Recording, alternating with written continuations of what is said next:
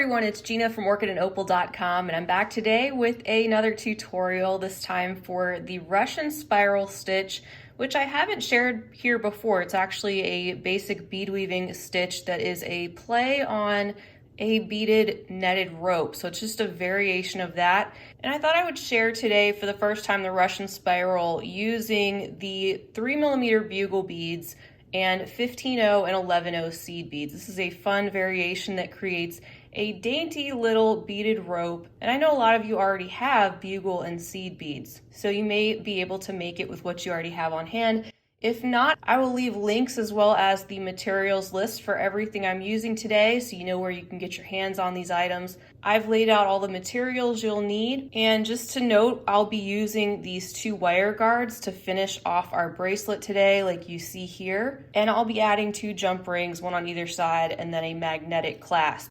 Now feel free to change that. You can add whatever type of clasp you want. And if you don't have wire guards, you can end these bracelets by gluing some bead caps onto them, or you can make yourself a beaded toggle clasp. You can bead on a button and several loops. So there's different ways you can complete it. This is just the way I'll be showing you how to finish these off today. So to make approximately a 7-inch bracelet, including the clasp of the findings, we'll be using about 6 feet of beading thread. I like the 6-pound Fireline, and I'm using the black satin color, and I'll be using a size 10 beading needle. Here's a closer look at these Russian spiral bracelets, and you can see that in the purple variation on the left, I actually used the 6mm bugle beads. So that's just an example to show you that if you don't have the shorter 3mm size, you can also use the longer 6mm size, and that's the effect that you'll get. So these are just 3 examples of different colorways. I think the blue and the purple are a lot of fun, and that black and gold is really, really classic looking. These particular bracelets work up really quick, so I think you'll have fun with this project if you haven't tried the Russian spiral yet. It's extremely repetitive, so it's very easy to learn, especially if you're newer to bead weaving, so don't be afraid to give this one a try. So with all that out of the way, why don't you string your beading needle, and we will go ahead and jump into this tutorial. The very first step is to string on 2 15-0s, and then one of your bugles, 2 15-0s, then an 11-0, 2 15-0s, and then 1 more 11-0. So get that combination on your needle, and then pull these beads down to your tail thread, leaving yourself approximately an 8-inch tail, something that you can work with after you're done with your beaded portion, where you can then use that thread, pop a needle on it, and add your wire guard at that time. So do that, and then take your needle, swing it around, and go through all of those beads again, just like that, and then pull. And then you want to go through the very next 15-0 seed bead as well. And that's gonna form this into a ring of beads when you pull it, something like that. And we're just gonna keep building onto this ring. So with this particular stitch, you can use more than 3 colors or 3 different types of beads. The more that you use in this particular ring, the wider the diameter of your bracelet. So we're just going with the 3 just because I like the way that one worked out. Like I said, makes for a nice dainty little bracelet. So next step, after you're coming out of the first 15-0, after one of your 11-0 seed beads, you're gonna look ahead, and that is the bead that you're gonna be stringing on next. So you see that our next bead, not including the 15-0s, is gonna be a bugle. So that's where you're gonna pick up a bugle bead and 2 more 15-0s. And then what you'll do is you'll take your needle and you'll go directly through the 15-0 that comes after the bugle on that first ring. And you'll pull. Now you can pivot this a little bit if you want, and we're gonna look ahead again. The next bead outside of the 15-0s is an 11-0. That's the one we wanna pick up next. Pick that up, and always pick up 2 15-0s after that. And then sew through the very first 15-0 that you get to right after that original 11-0. Pull that and give it a little turn. And again, what do we have next? We have an 11-0, so let's pick that up and then pick up 2 15-0s, and then we'll go through the very next 15-0 that is coming after that 11-0 on the bottom ring. And we'll pull that. So you should have something like this little swirly design so far, and what's going to happen is these are going to start stacking on top of each other, and as the rope grows longer, you'll see the spiral formation start to take shape. It does get easier as you go, of course, because it's going to be the same steps throughout the entire bracelet, and also it's just easier when the actual rope is a little bit longer and you can hang on to it. We'll get these stacking in place as we do a little bit more, but now that we're coming out of the seed bead here and we're looking ahead, we see we need another bugle. So let's pick that up, and also 2 15-0s, and go through the very next 15-0 right after the bugle on the row right below, and pull. Give it a little turn, and then we need to pick up an 11-0 next, followed by our 2 15-0s, and we'll go through the very next 15-0 after that 11-0 right below the new row that we're adding. And now is where you can start to kind of train these beads as you pull tighter to kind of curl inward and on top of each other so that these beads start stacking. So take your time to kind of look and see what you're doing and pull the thread as tight as you can where this top row is starting to stack on top of the other rows of beads, and you can see how it's all coming together. All right, so next we need another 11-0. Let's pick that up, and 2 15-0s, and then you'll go through the 15-0 right after the next 11-0 that is in that row below. And you see how when I pulled this kind of wanted to tuck underneath. Just train this to go on top, because every row that we complete is going to sit on top of the one below it. So this is what we have so far, and it will come together even more as we get more rows completed. All right, so of course we're looking ahead. We have our next bugle here. We'll need to add that. So we'll pick that up and pick up 2 15-0s, and then go through the 15-0 right after the bugle on the row underneath. Pull your thread nice and tight and start training those beads to stack and give it a little pivot. Next, an 11-0 and 2 15-0s, and sew through the next 15-0 after the 11-0 right below. So you're just repeating that same step over and over again all the way around. Next up again, we'll need another 11-0 and 2 15-0s. And we're going to go through the next 15-0 down there after the 11-0. Pull and train that to sit right on top. Then we'll pick up a bugle and 2 15s and go through the 15 right after that existing bugle.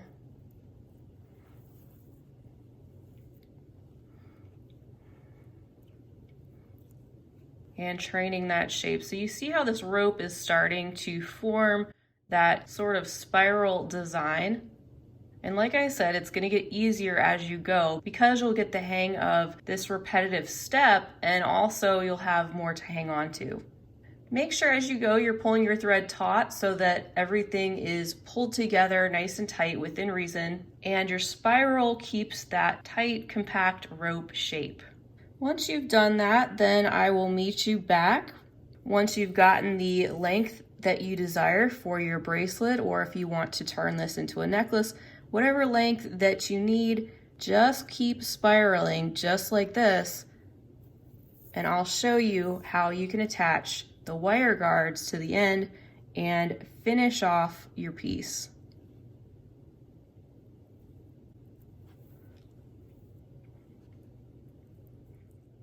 Welcome back, everyone. I hope your spiraling has gone well. I personally have about 6 inches of my spiral rope in front of me, so with approximately an inch left to be dedicated for the clasp and the findings, I'm going to go ahead and stop here. And I've actually stopped on this end with the last bugle in place without having put on the 2 additional seed beads after it. And that is done on purpose, and that's so that this end is actually going to match the other end where we started. And by doing that, as you will watch me put on the wire guard, you'll do the exact same thing on the other side by just adding a needle to your tail thread and following the same procedure to get the wire guard onto the end of your piece. So with my bugle bead on my thread, I'm just going to go directly through the first 15-0 after the next bugle like we normally would, and the difference just being that I didn't add the extra 2 15-0 seed beads on after that. So here's a look at the top of the spiral. You can see there's 2 15-0s, an 11-0, then we have 2 15-0s that are sitting at the top there, an 11-0, 2 15-0s, and then our bugle. We want to work with the 2 15-0s that we have at the top, those little sets of 3. Right now I'm coming out of this first 15-0. I'm just going to go through the next one as well, right next to the 11-0. And then I'm going to pick up 2 more 15-0s and go through the 2 15-0s after the 11-0. Then I'm going to pick up 2 more 15-0s and go through the next 2 15-0s after the next 11-0. Then I'm going to pick up 4 15-0s and I'm going to go through the 2 15-0s that are right after this next bugle. Pull that together. You can see what we've done is we've formed this little loop or ring of 15-0 seed beads right on the end. Let's go through this entire ring of 15-0s just to reinforce it a little bit and pull them all together. So just go all the way around through the 15-0s you had gone through before and also the ones that you just added in the previous step until you have gone just slightly past where you started.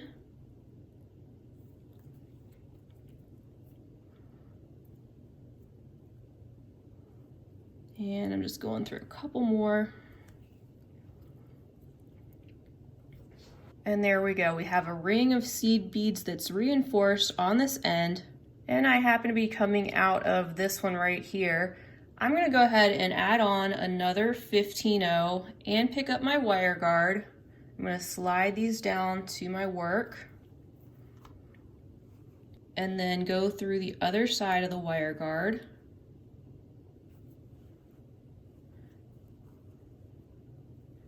And I'm going to pick up 1 more 15-0 seed bead. Then you're going to look directly across to where you added that side of the wire guard, and I'm going to say it's about right here or so. And I'm going to go through the next few seed beads, whatever I can get through. I'll just go through those first 5. And the point is we want to tack this down. So that pulled our wire guard down. It's now attached on both sides with a 15-0 that we had added on either side of that. Now I'm going to continue through the ring, going through 1 more seed bead to get me to the point where then I can go up through the seed bead and this side of the wire guard to reinforce it some more, because that's where we want this to be the strongest. Now I went through the wire guard on the other side in the 15-0 again. And I'm going to head through the 15-0 seed bead ring some more. And I'm going to keep going until I get to the other side of the wire guard, and I'm going to go through it 1 more time. So that's a total of about 3 times. Also going through the little 15-0 that we'd added below it. There we go. Going down through this side and the 15-0, pull, And I'm gonna head through some more of these little 15-0 seed beads.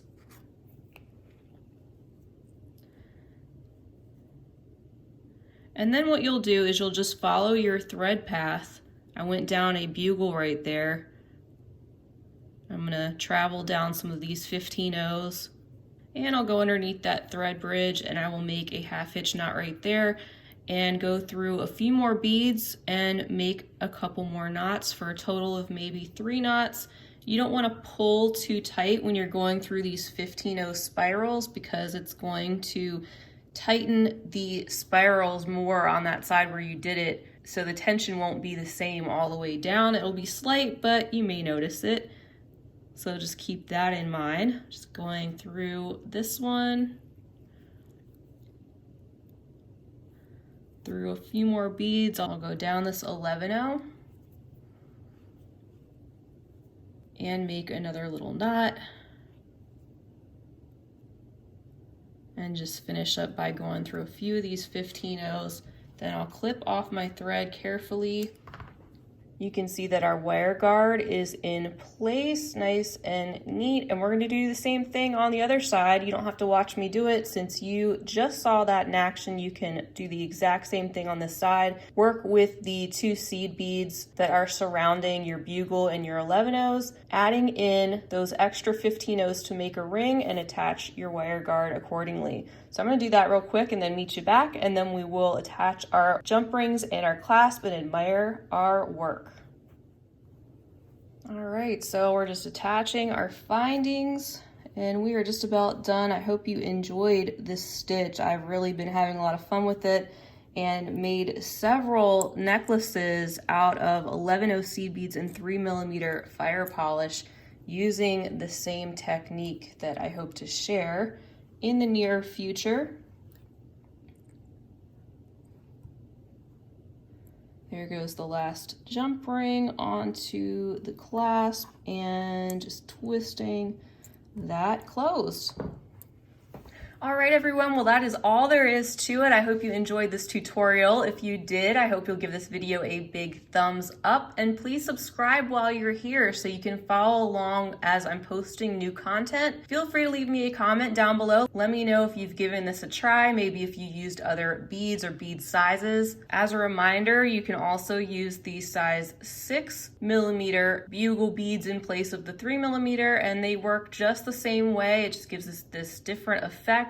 Design-wise, I think it's great when you use a contrasting color of 11-0s and 15-0s especially, so you get that really cool striped effect. And as a reminder, I will leave a full list of materials as well as links to those materials right down below the video so you know exactly what to use and where you can get your hands on them. Down below, I also have my social media handles linked up so you can follow along with me on those sites as well. I'll be back again soon, but until next time, I hope you guys have a fabulous rest of your day. And as always, happy beading.